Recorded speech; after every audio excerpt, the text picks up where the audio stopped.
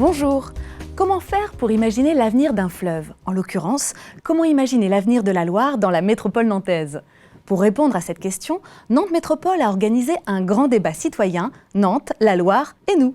Nous allons revenir sur ce grand événement en compagnie de Maxime, qui a suivi tout le débat et qui détient toutes les archives. Bonjour Maxime. Bonjour Alexandra. Effectivement, tout est là. Mais d'abord, rappelons le contexte et pourquoi ce grand débat. La Loire est un fleuve sauvage qui a tenu un rôle majeur dans le développement de la cité nantaise. L'histoire de Nantes et de son agglomération est donc intimement liée à l'histoire de la Loire et de l'estuaire. Alexandra, la Loire traverse 14 des 24 communes de l'agglomération nantaise sur 47 km et 110 km de rive. Toutes les communes, d'une façon ou d'une autre, vivent avec la Loire ou avec ses affluents. Elle est dans le cœur des habitants. Et d'ailleurs, à l'occasion du projet Nantes 2030, une démarche participative et de prospective initiée en 2013, les habitants avaient fait de la Loire un symbole fort de la métropole. Pour autant, l'histoire a éloigné la Loire de leur quotidien et du centre-ville de Nantes en particulier. Mais dorénavant, les grands projets en cours ou à venir dans le cœur de l'agglomération se pensent avec la Loire. Par exemple, le futur CHU, Rezé-les-Îles, l'aménagement de l'île de Nantes ou du Bas-Chantenay, le projet de la Petite Hollande. On le voit sur cette carte, 200 hectares sont disponibles sur les rives de la Loire et sont donc à reconquérir. C'est justement pour savoir comment les citoyens de l'agglomération voulaient s'approprier ces espaces disponibles près de la Loire que Nantes Métropole a souhaité tenir un grand débat participatif. La présidente de Nantes Métropole, Johanna Roland, a donc proposé avec les 23 autres maires de l'agglomération d'organiser un grand débat autour de la Loire et de ses usages. Le 27 juin 2014, les élus du Conseil communautaire de Nantes Métropole ont voté à l'unanimité pour cette proposition. Le principe d'un grand débat était acté, il a été officiellement ouvert le 17 octobre 2014. Son nom, Nantes, la Loire et nous. À nous maintenant de nous emparer pour être en capacité de faire vivre ce débat avec le plus grand nombre. L'objectif de ce grand débat était simple, faire participer les habitants à une réflexion sur la place et le rôle de la Loire dans le développement du territoire, que cela concerne des grands projets ou des projets liés au quotidien. Alexandra, 3 grands principes ont guidé ce débat. La clarté, la transparence et l'innovation.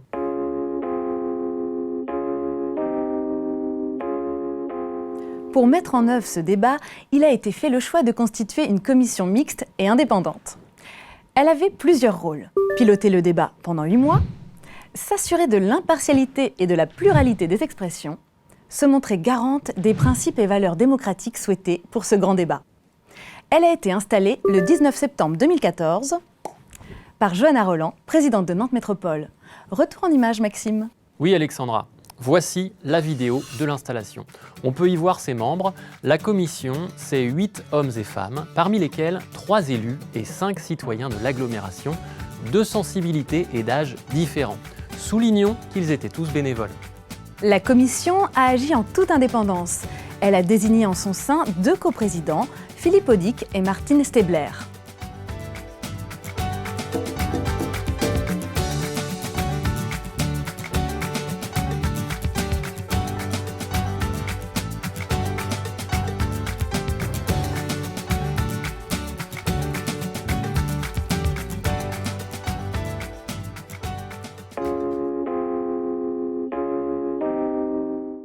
Quand on lance un débat sur la Loire, les sujets à aborder sont multiples.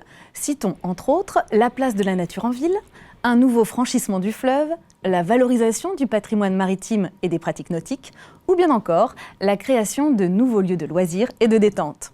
Il était donc nécessaire d'encadrer cette réflexion collective. 4 grands thèmes ont été définis. Thème 1, les usages de la Loire.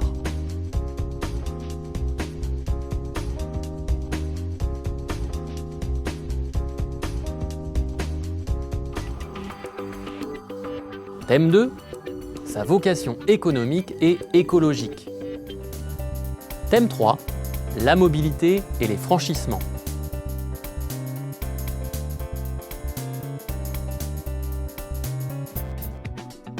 Et enfin, le thème 4, la qualité et l'attractivité du cœur de la métropole.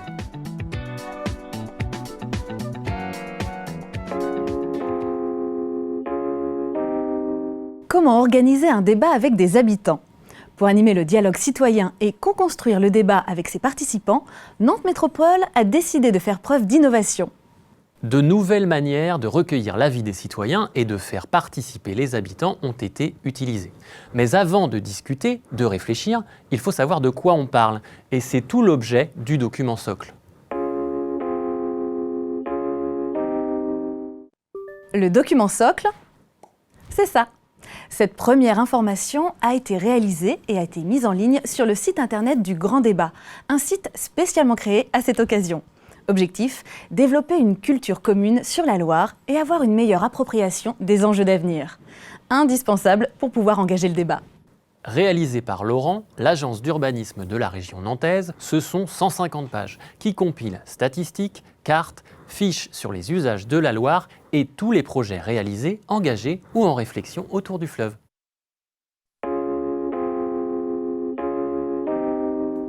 Outre le document papier, le débat avait son outil numérique, son site internet. www.nantes-la-loire-et-nous.fr. N'importe quel citoyen a pu y poster un avis, contribuer, réagir ou simplement témoigner de son rapport sensible à la Loire. 40 000 visites ont été comptabilisées sur le site et les réseaux sociaux.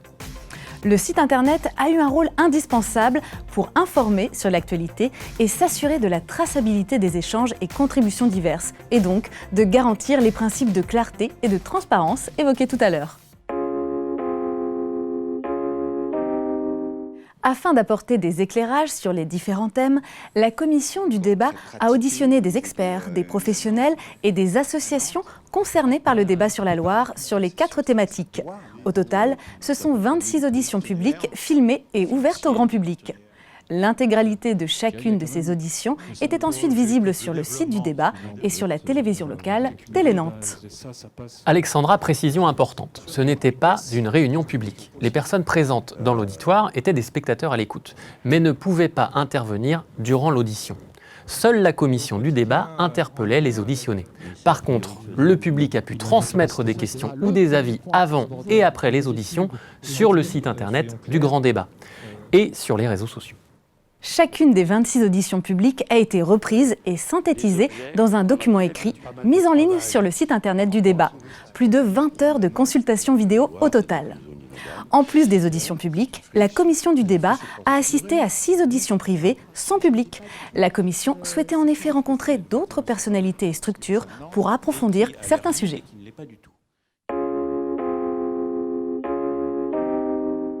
Ajoutons une autre participation au débat, les cahiers d'acteurs.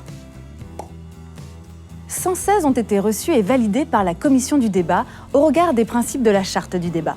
Ces cahiers d'acteurs ont été rédigés par des associations, des collectifs de citoyens et de professionnels, des collectivités locales, des entreprises, des conseils de quartier par exemple. Plus de 700 pages au total. Et toujours pour respecter les principes de transparence et de clarté, les cahiers d'acteurs ont été mis en ligne et restent disponibles sur le site internet Nantes-la-Loire-et-nous. Chaque cahier est un format unique de 4 pages, soit 8000 caractères maximum, avec possibilité d'y adjoindre photos, dessins et graphiques. Les contributions dans ces cahiers d'acteurs sont de nature différente. Ils ont participé à la qualité et à la diversité des points de vue émis pendant le débat. Les 4 thèmes du débat ont été aussi traités successivement lors de 4 séminaires d'acteurs. Les participants à ces séminaires ont été choisis et invités par la commission.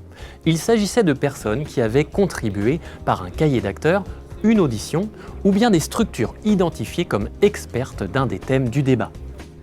Au total, c'est plus de 150 personnes en provenance d'associations, de collectivités, d'entreprises, d'organismes publics qui ont débattu avec l'objectif d'enrichir le débat. Grâce à une méthode d'animation appropriée, les points de consensus et de dissensus ont pu être identifiés.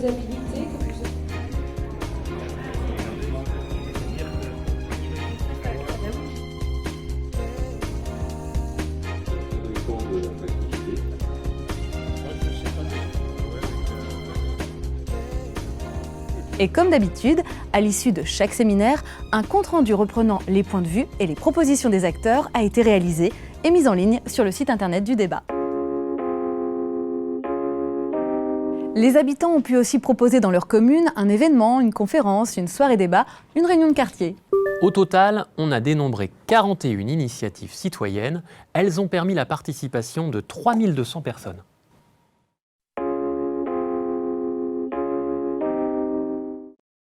Les habitants pouvaient aussi poster directement sur le site internet ou envoyer par voie postale des contributions individuelles. Au total, 791. Alexandra, la commission du débat prenait connaissance de ces contributions au fur et à mesure, permettant ainsi de préparer les séminaires d'acteurs et les auditions publiques. Les contributions ont également été prises en compte dans l'élaboration du rapport final de la commission du débat. Dans ce grand débat, un comité citoyen s'est réuni à 6 reprises pour échanger et réfléchir sur les 4 thèmes. Ses membres ont construit ensemble un point de vue collectif qu'ils ont présenté ensuite aux 4 séminaires d'acteurs. Le comité a rendu un avis global à la commission du débat le 27 mai. Qui étaient les membres de ce comité citoyen, Maxime ? Eh bien, Alexandra, il s'agissait de 24 personnes, pour moitié nantaises et pour moitié originaires des autres communes de l'agglomération. Ce comité citoyen paritaire regroupait des étudiants, des actifs ou des retraités. Il est à noter que ces personnes ont été sélectionnées par un cabinet indépendant afin de représenter la diversité des habitants de l'agglomération. Ils étaient tous bénévoles, comme les membres de la commission.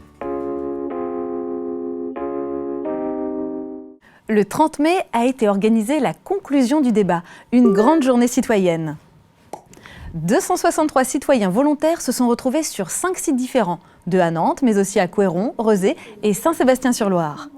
15 jours avant, ils avaient tous reçu un livret d'informations résumant les enjeux discutés tout au long du débat. Puis le 30 mai, ils ont enchaîné 4 séances de travail, une sur chaque thème. Cette journée était marquée par l'utilisation d'une nouvelle méthode pour recueillir l'avis des citoyens, le World Wide Views. Cette méthode a déjà servi lors des grandes négociations sur le climat. On parlait tout à l'heure du principe d'innovation. Sache, Alexandra, que la métropole nantaise était la première à expérimenter cette méthode à l'échelle d'une agglomération. L'avis des citoyens présents a été recueilli et un retour leur a été fait le soir même, puis mis en ligne sur le site internet. Cette dernière contribution est venue clôturer les 8 mois de débat. On le voit bien, tous ces outils utilisés par la commission du débat et les différentes modalités de participation ont favorisé la diversité des expressions. Tout le monde a pu prendre la parole, les citoyens comme les experts. Tout a été fait pour que les visions recueillies soient pluralistes. Après ce travail de collecte des avis, la commission a écrit le rapport final qu'elle a remis à la présidente de Nantes Métropole et aux 23 maires le 11 septembre dernier. Le rapport de la commission repose sur une lecture exhaustive de toutes les contributions qui ont été produites au cours des 8 mois du débat. Une première partie en fait le bilan. Une seconde comporte une analyse des contributions et débouche sur une synthèse en 25 préconisations. Écoutons les membres de la commission du débat. Nous venons de remettre la semaine dernière ce rapport aux élus nantais, les 24 maires de l'agglomération et à sa présidente. Et nous avons exprimé un double souhait, tel quel. Le premier souhait, c'est que nous attendons des réponses concrètes à court terme, des engagements à moyen et long terme pour la métropole et pour l'ensemble des communes. Autre souhait, c'est que nous avons exprimé, c'est qu'il y ait un maximum de transparence aux choix et aux décisions qui seront prises, afin que tous les citoyens, les contributeurs, tous les participants au débat poursuivent leur implication et puis s'y retrouvent. 4 préconisations ont été faites pour cette première thématique. Améliorer l'accessibilité, répondre à l'aspiration de rivage, faciliter les pratiques nautiques, fédérer autour de la Loire.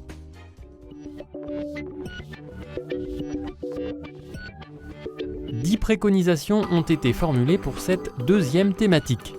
Maintenir l'équilibre instauré entre économie et écologie, faire des richesses de la Loire une source d'innovation pour le développement du territoire, maintenir la zone d'évitage à Nantes, faire de la Loire un levier de la transition énergétique et écologique, renforcer et élargir la vigilance écologique, poursuivre la reconquête de la qualité de l'eau de la Loire, renforcer les actions d'amélioration du fonctionnement du fleuve, diffuser la connaissance de la Loire et coordonner ses outils, valoriser la pêche professionnelle et l'activité agricole des marais estuariens, proposer une coordination des outils de gestion du fleuve.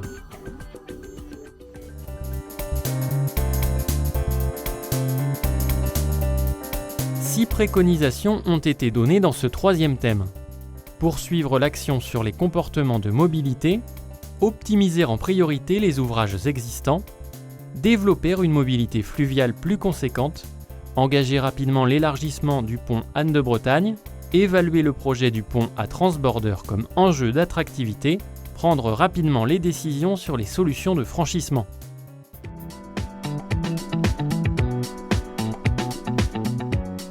Cinq préconisations concernent le quatrième thème.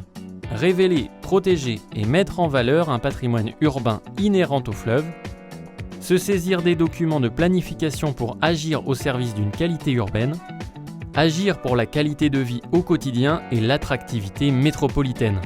Faire de la Loire l'axe d'un projet urbain, petits et grands projets autour d'un fleuve, le renouvellement des espaces de la Petite Hollande. 25 préconisations au total, un rapport de plus de 150 pages, c'est le second document de référence du grand débat après le document socle. Suite à ces 25 préconisations, Nantes Métropole et son conseil métropolitain se sont engagés à apporter leur réponse à la commission du débat et à tous ceux qui ont participé de près ou de loin. Nantes, la Loire et nous, c'est plus qu'un grand débat, Maxime. C'est une ambition pour la Loire, des projets à court, moyen et long terme. La consultation citoyenne a enrichi la décision. La mobilisation de tous va se poursuivre pour la mise en œuvre des décisions de la métropole. On vient de le voir, consulter les citoyens du métropole sur la place à donner à un fleuve est un chemin marqué par des étapes importantes. Maxime, merci de nous avoir apporté toutes ces précisions.